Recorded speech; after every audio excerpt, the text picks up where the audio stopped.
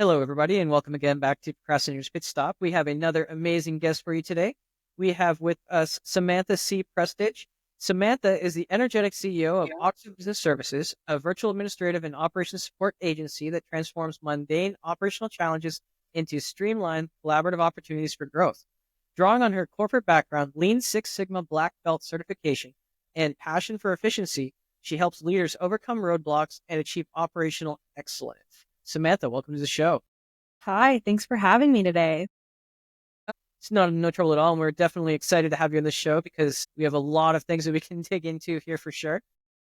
But before we get too far, we do like to have an icebreaker on the show. And the question for you today is, which cartoon character do you resonate with the most? Chris, I actually was looking at some of your past episodes and I was anticipating this icebreaker. And I went to ChatGPT, which is a huge tool for just productivity in general. And based on, I guess, how I've trained ChatGPT, it related me to Miss Frizzle. I actually really appreciate that because I have a 5 and 2.5-year-old boys. And so we have watched the Magic School Bus. I absolutely love Miss Frizzle. It's like, hey, here's some chaos, here's some mess. How can we learn from it? Let's just have some fun, learn along the way. And it's going to be a little bumpy, but it's going to be okay. And plus, I don't have Ginger here, but I do got the curly frizzles going on. So Miss Frizzle is my cartoon character. I think that's the first time that I've heard somebody say Miss Frizzle, and I really like that. I don't know if it's the new Magic School Bus or the old one, but I definitely watched the old one, so I can definitely know who that is. But Yeah, the newer ones, her dresses aren't as fun and patterned. Her hair is not as frizzy. And I'm like, the whole minimalist style is taken Miss Frizzle down the wrong way aesthetically, at least for me. I was used to crazy Miss Frizzle back in the day. I think that's just the natural sort of progression of the show, though, too. I mean, Miss Frizzled is frazzled from how many years have she been teaching then? Yeah. She should be calm by now. She should be able to deal with all the curveballs at this point. Should be able to. Yeah. All right. So, Samantha, why don't you tell us what is procrastination for you? How do you define it, and what does it mean to you personally? Yeah, it's interesting because I definitely procrastinate on a lot of things personally, and then also professionally. My clients procrastinate on so much, and that's why we do have to dive into team performance issues and stuff. And when it comes down to it, I really look at procrastination as delayed potential. We are putting something off because just the value of completing it or the value of pushing through and starting it and overcoming the challenge of starting it, that value is just not clear to us. And so we will just continue to put something off and delay the potential of that until we've got the urgency, the confidence, and the momentum around it to do it and complete it. So procrastination really boiling down to just delaying the potential of something. I like that. I like that definition for sure. Delaying the potential. And we know that there's no silver bullet or, no single answer that works for everybody. But, what has been your secret sauce for overcoming procrastination? Mm. I, I do have it's kind of like a hodgepodge of different strategies. I think though, if we were to cut to the chase, it really does come down to self-awareness. You've got to be open to learning yourself and figuring out what works for you. I have a lot of people that come to me on time management strategies and productivity. I'm like, sure, we can dive into a bunch of ideas, but unless you want to experiment on all of these ideas, it's going to take you a while to figure out the strategy that works well for you. For instance, we're talking productivity. I know if I'm maybe procrastinating on something and I'm dilly-dallying and I'm I actually have a big project to do. Well, now it's time for me to put my earphones in, noise canceling, and listen to some jazz music or something.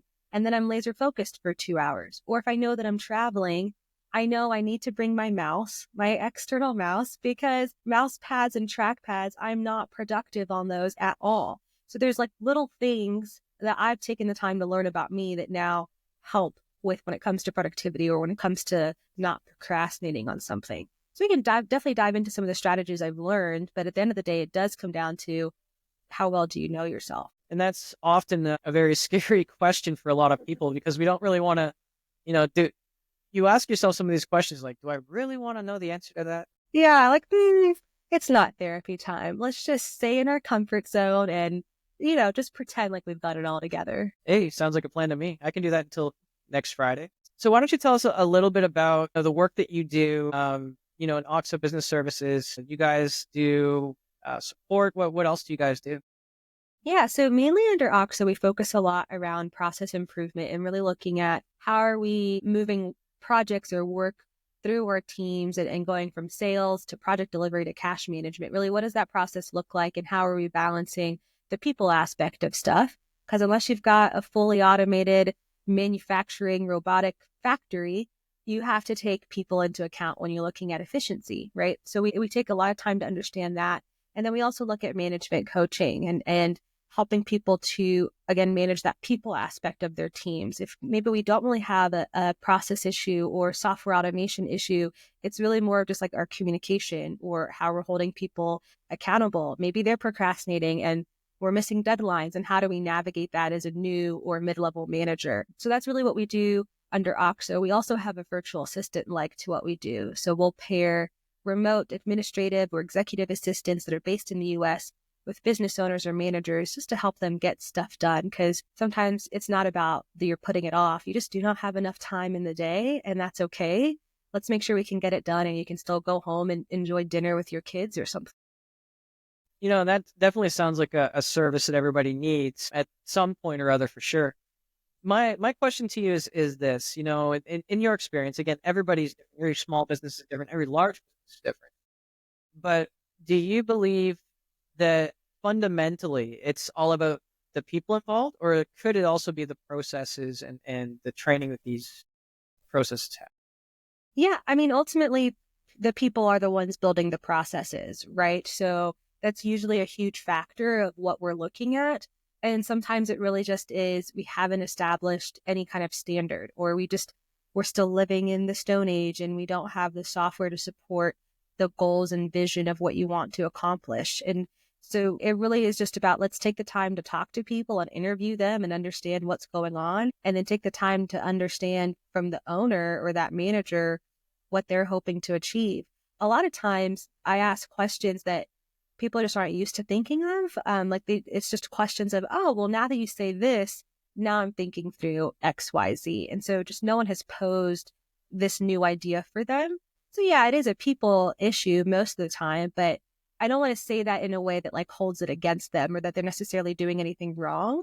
They recognize that they're in a kind of crappy situation, that they're stressed out and things are not as good as they could be, and they just don't know the way out of it. No, I'm glad that you sort of brought that up, because one of the things, and I'm sure you've seen this a lot, especially when you talk about managers and promoting someone to manager for the first time. And I've been through this. I'm sure you've been through this at some point. You are a good worker, and then you go into management. There's no management training on how to deal with people. It's, oh, you're a great salesperson, or you're a great customer service person, then you must be a great customer service manager by extension. Right? How often do you see that kind of mentality in the workplace? Way more often, right? It is actually a very super common concept, and that's where you see now. There's a lot of reports, kind of with Gen Z continuing to grow up in the workforce. You're starting to see this kind of labor shortage of management roles, where people are maybe being offered a management role and then rejecting it. They're like, no, I don't need that pay raise. I'm not interested in that. I'm kind of happy at this frontline level role or this specialist role, because managers, especially when you're new and you've just gotten promoted, you're in a kind of shitty sandwich, if that's okay to say, or just a poor, crappy sandwich where you're now in between employees that you are responsible for their performance.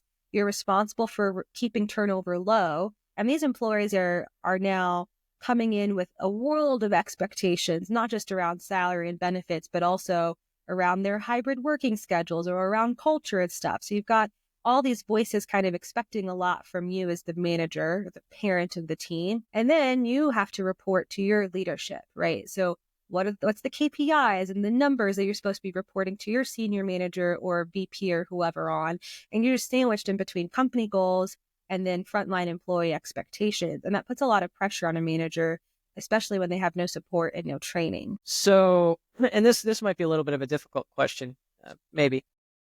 Do you think that maybe the biggest issue that we're having just in general is that maybe we have too many expectations, whether that be, on the side of we expect too much from our employees, or whether that it's on the side of the employees expecting too much from, the company? Do you think that expectations are a main source of?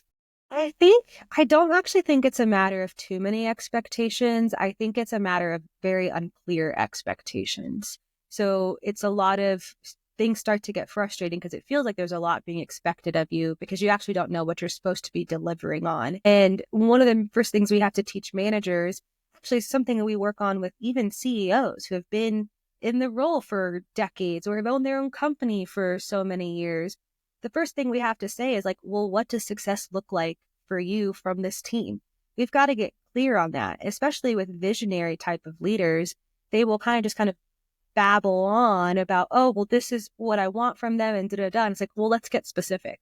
What is the actual expectation here? Because you have like 30 things that are very unclear. And maybe that's why it feels like there's too many expectations, but there's 30 things that are unclear and no one really knows what an achievement looks like on this team. And so, I mean, there are instances where there's a little bit of entitlement. Like I've worked with a team where they had a project coordinator ask for 3 raises in the first like 2 weeks or something. It's like, that's too many expectations. Let's calm down a little bit. But also if like expectations around professional development and growing in your role, if that was made clear, during onboarding or something, maybe we wouldn't be in this situation, right? So there's a lot of different ways you can approach that. And just in terms of productivity, what are your go-to tools right now for product? Oh, go to.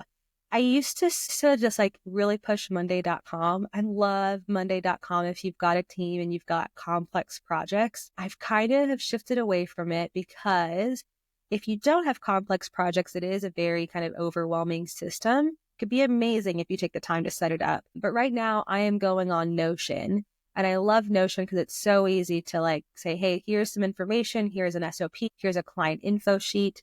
And then here's all like the tasks and boards we have to do around that. So I even have a board on it called Organizing My Brain, and everything just kind of gets dumped there. It's one of kind of my time management strategies I use in conjunction with my calendar time blocking.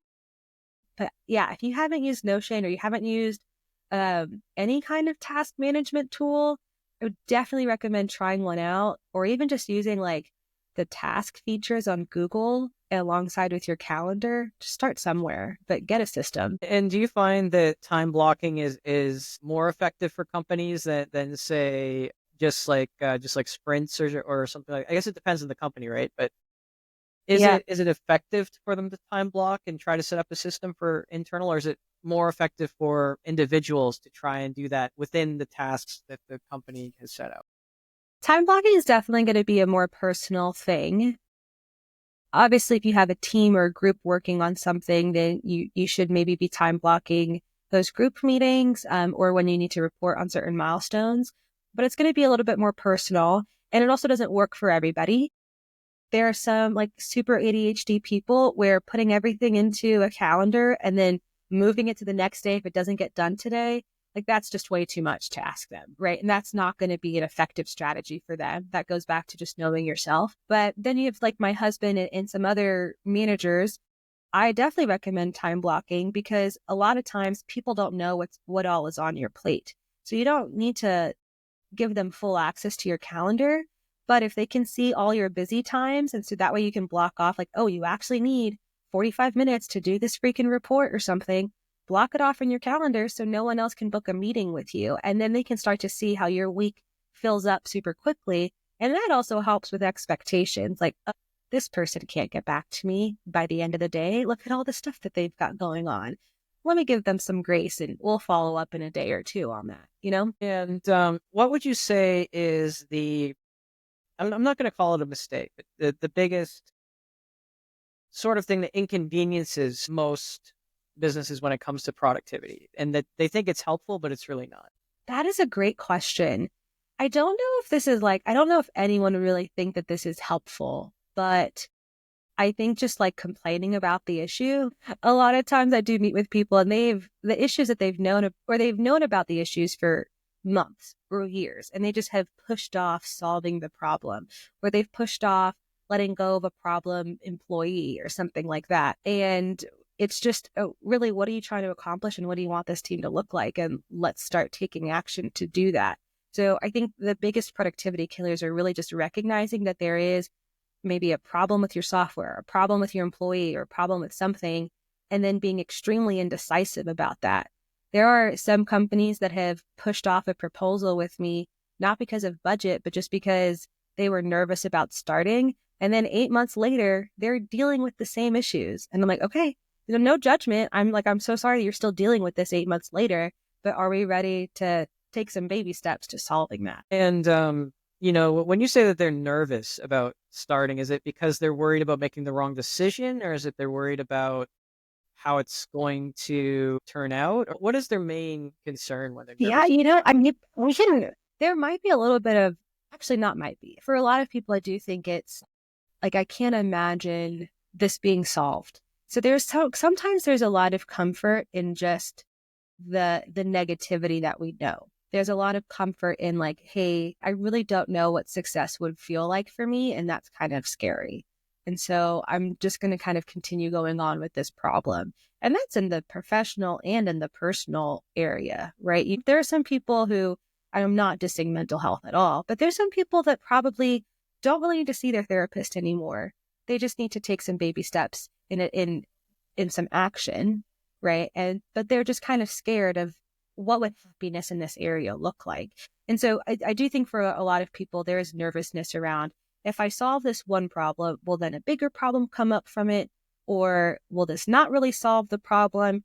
And a lot of things in business is just, let's take a risk and we're going to make a plan to hope for the best. We'll be prepared for the worst, but we've got to make some kind of decision. And that is the worst thing, whether in your personal or professional life, just not making a decision that can ruin things way more than making the wrong choice.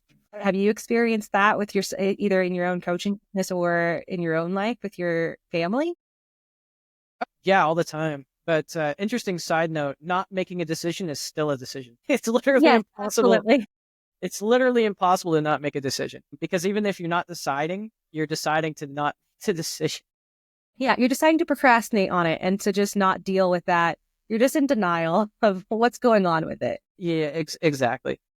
So then where do you stand, the need for putting things off for like self-care? I mean, in a lot of businesses, sometimes they don't take a lot of time off, especially small business owners. I mean, I've been there. You've probably been there. You work those 80-hour weeks or 90-hour weeks, 100-hour weeks. I don't know how many hours are in a week, but I could probably keep going. How do you sort of take that time out to really take care of yourself? I am pro rest and pro self care all the way, because I might get some of the numbers on this wrong, but there's a lot of research behind really what's the max amount of work you could do in a week and still be productive. And something like after, like between 45 to 55 hours or something, your productivity plateaus. So you're not more productive. And then after 55 hours, it actually goes staggeringly down. And so if you were to work 70 hours, you're actually not more productive than working at 55 hours, which is 15 hours that you could have spent playing with your kids, going to get a massage, playing golf, like whatever your thing is, going to do that. And so I do not agree with like productivity is more, productivity is less. It's more time focused on what actually matters. And so like with my iPhone, I take full advantage of all the focus settings you can have on your iPhone. Like between or before the hours of 9 a.m. and after 5:30 on a setting called living time, and only text and calls from family and friends come through. I don't get any emails, LinkedIn notifications, nothing comes through. Also, that's what's on during the weekends. I make sure there's like a lunch on my calendar every day. I don't like working lunches. I like to sit and watch something and turn my brain off to eat. Granted, I don't get a workout in every day, but I do read my Bible every day. There's certain things that have to take priority for me to then show up as my best self. And if I'm not taking care of myself, then it doesn't really matter what I try to accomplish that day. I'm not putting my best foot forward, and that's not fair to my team or to my client. No, you put it you put it really well there. I mean, you can't pour from an empty cup, and if you're not taking care of yourself, you're biting the head off of your coworker, or maybe even your boss. I mean, I've been there. Hopefully not, or hopefully a really understanding boss. Well, but I'm sure you've been there too. The the constant things, and then there's one thing. It's not probably not even work that's bothering you. It's maybe something at home. And then that one thing is like overwhelming you, and it's making everything overwhelming. And you just bite the other person's head off because they're just there. Oh yeah, I remember in my youth, I don't know, I was 18 or 19. I had a coworker just tell me like, "Oh, you've got to get better at compartmentalizing, right? Like turning off the emotions when you come to work." I like was not with a good boyfriend at that time, right? So as a young adolescent girl, you bring all your emotions with you everywhere. And I have somewhat resented that.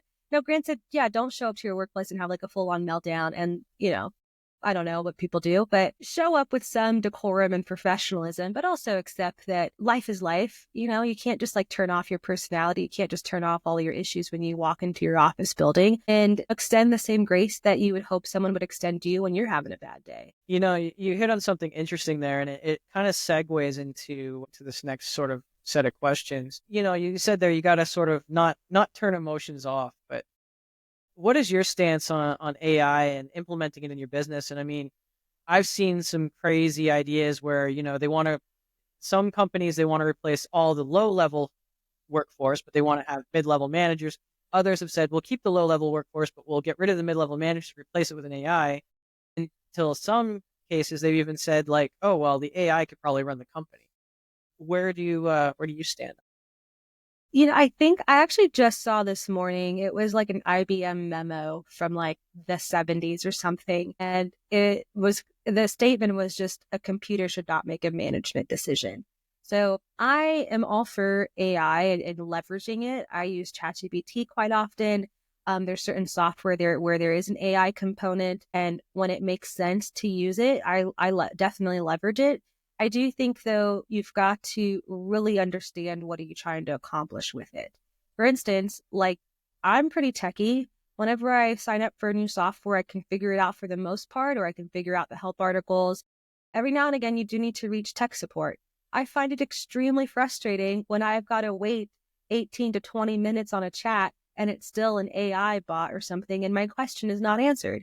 So if you're going to replace something with AI, is that best serving your customers? And are you just making a decision based off of saving a few cents on your bottom line? Or are you making a decision that is actually going to benefit the quality of your product? And that's what I really think it comes down to. You made a comment on like mid-level managers. There are some cases where you have way too many layers of management. And so can you help a certain layer of management use AI so that they're more productive and they have kind of less just tedious tasks on their plate? And maybe you can remove a whole level of management because you didn't really need it in the first place, right? So let's evaluate the efficiency. Let's evaluate really the structure of the team and who's doing what. But at the end of the day, we still got to keep our customers in mind, and also how valuable is it for the actual team that might be using it. I like that. With this discussion and just getting into wherever the future is going. I mean, some of the simulations have been pretty. I mean, they've been pretty real. Mhm. Do you think that we're going to get to a point where, and they've had this argument with the abacus, and the abacus was that little thing where you count the little beats, to the calculators in schools, to the automated cash checkouts in grocery stores. Do you think that we're going to come to a point where we rely on AI too much, maybe, and that's going to potentially be detrimental to us in the future?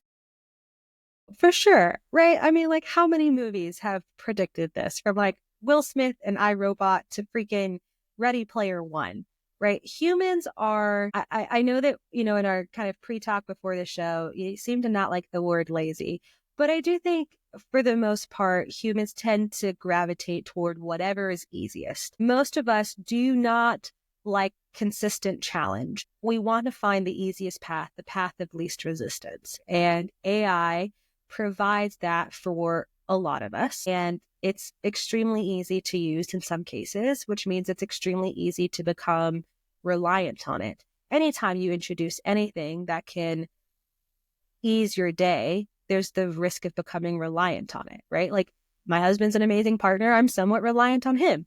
The same thing can happen with AI as it continues to develop and evolve with us. Also, shout out to anyone that's seen Ready Player One. Very good movie. No, yeah, the Ready Player One was a pretty good movie. I actually can't wait for that one because I get paid to play video games. There you go.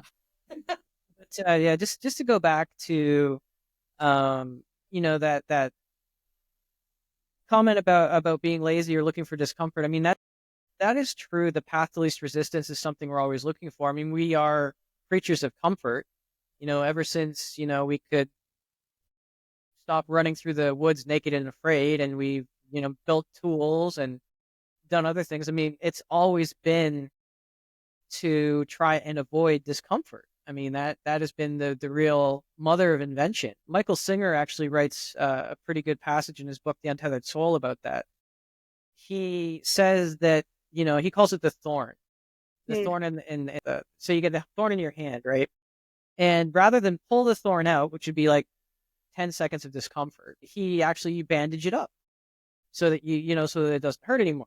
Okay, well then you notice that you bang it on the door or desk or something and you realize it hurts.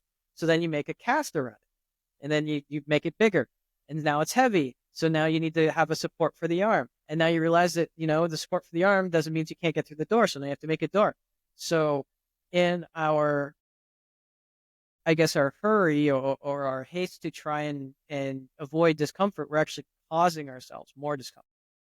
Oh, yes. Yeah. I mean, that's definitely something I see all the time with my clients when it comes to processes of just, okay, tell me why you do this, and the answers, it's just kind of this going around in a circle of why they do something.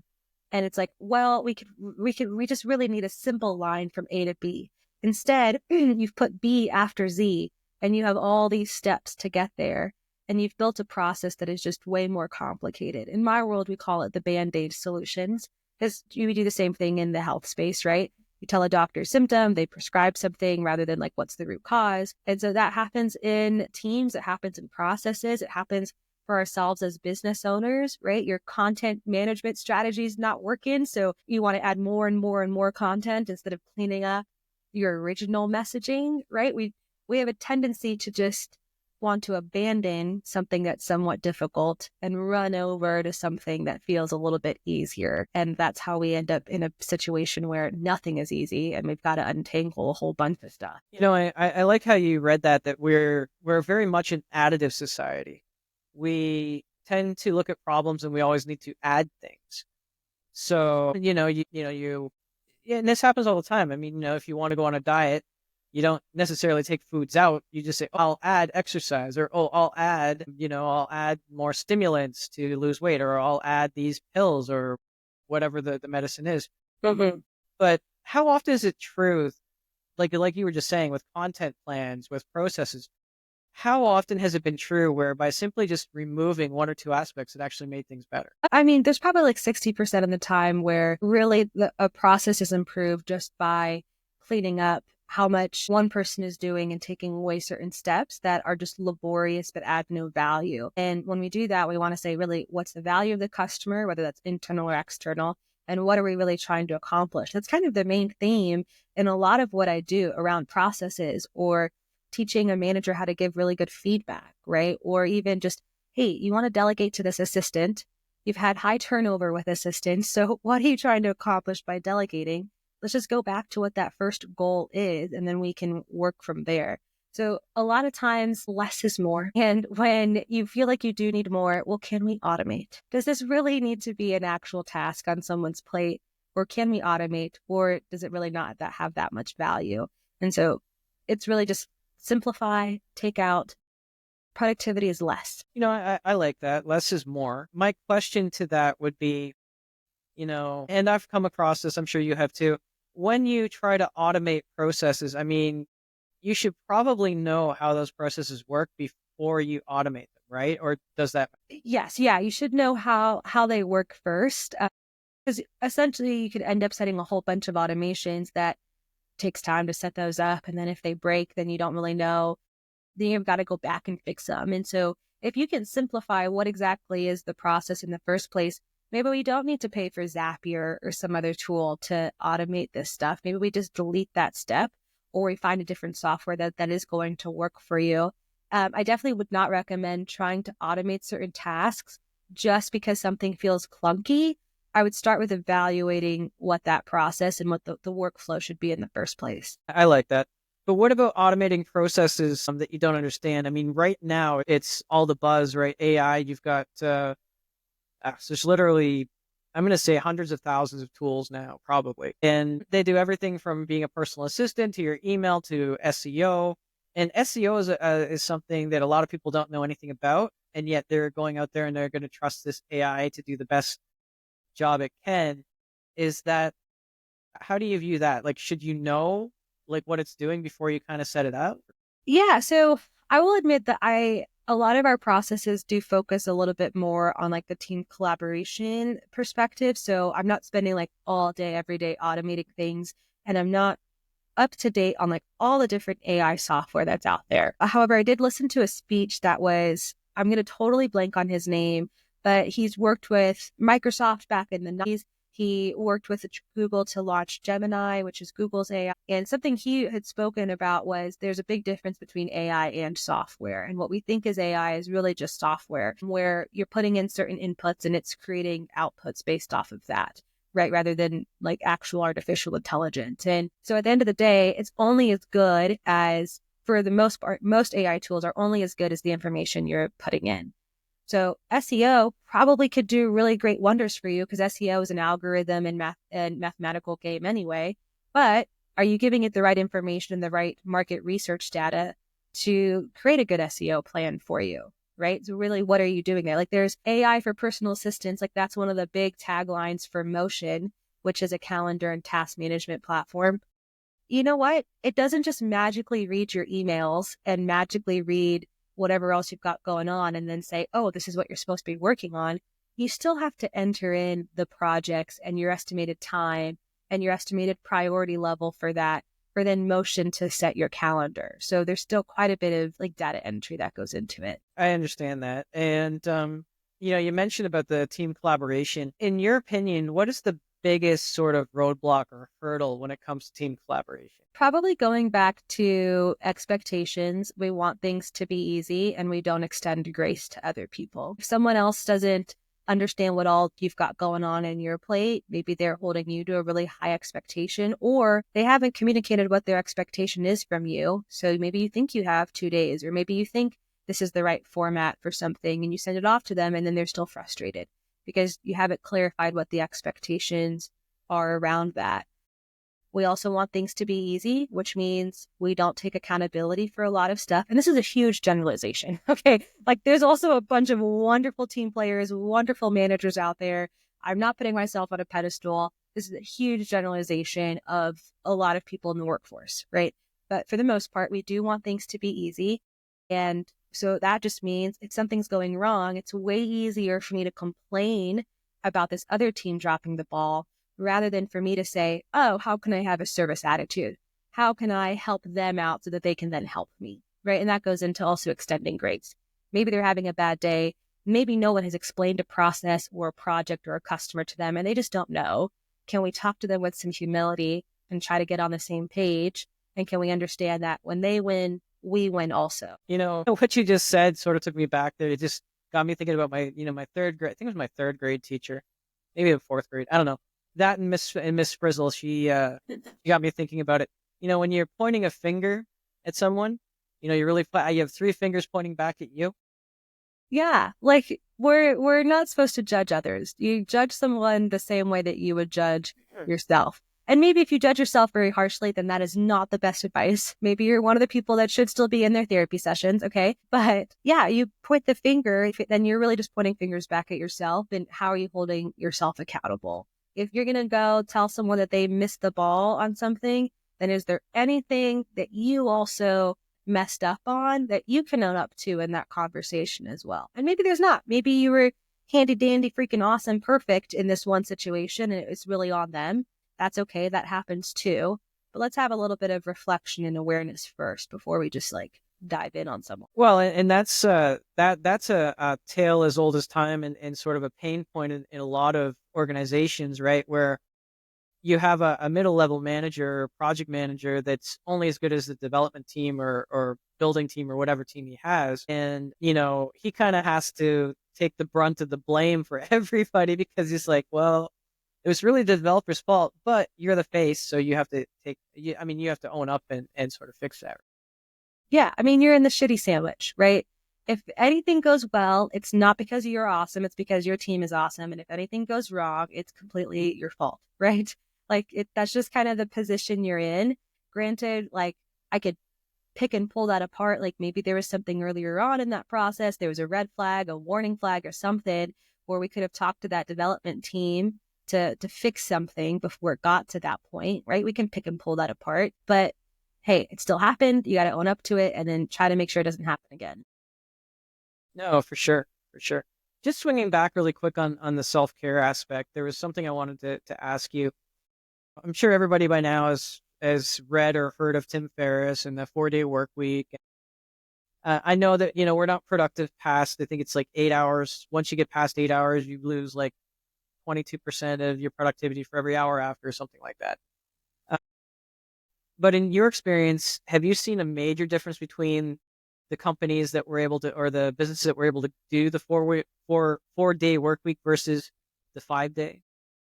Most of the companies I've worked with are still on a 5-day schedule. I do see a huge difference with companies that maybe have some remote or hybrid flexibility in their schedules. I know for me personally, I've done 3-day and 4-day work weeks throughout the time of me owning my business, and I certainly feel way more productive.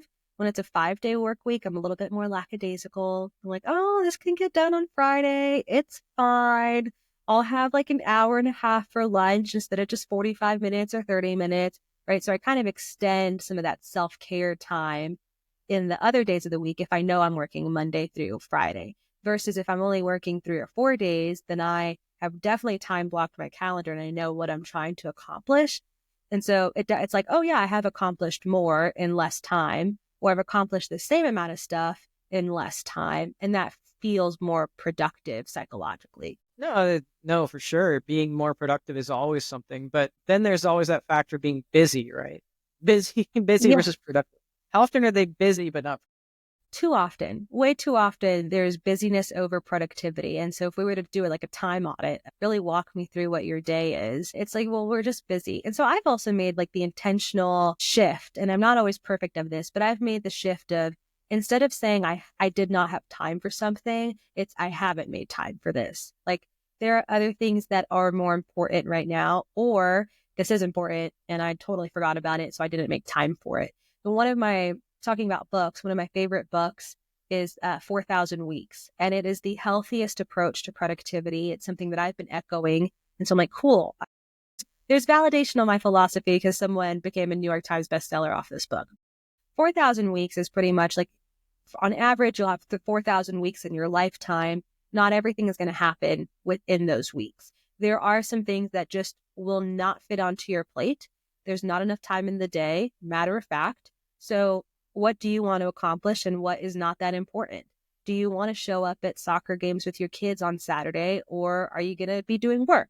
Right? Like what's the priority in your life, and then build your time and build your calendar around. I like that. I do like that. 4,000 weeks, just for everybody out there trying to do mental math, that's about 76 years. Man, what do you do with all the time after? I'm the eternal optimist. We should live longer than that. Samantha, it's been a really great conversation. There's been some really great points in here. We are coming up pretty close to the time. Is there anything that you wish I would have asked but didn't ask, or anything that we should have covered that we didn't cover today? Yeah, if we want to go back to the start of the episode, I said it takes a lot to really figure out your productivity and your procrastination and figuring out some of those strategies. And we talked about there's that your procrastination can really just be translated as delayed potential. You're putting something off and you're going to keep putting it off until you have the urgency, confidence, and momentum. And so if the biggest things I could help with or help to clarify on that is the urgency is really coming down to the goals, right? Like, what do you want to accomplish and how important is it that you accomplish that? Do you have the confidence? Are you in your comfort zone? Is it a little bit outside of your comfort zone, but that's okay because we don't have to run away from discomfort? And do you have the momentum to keep going or to start it?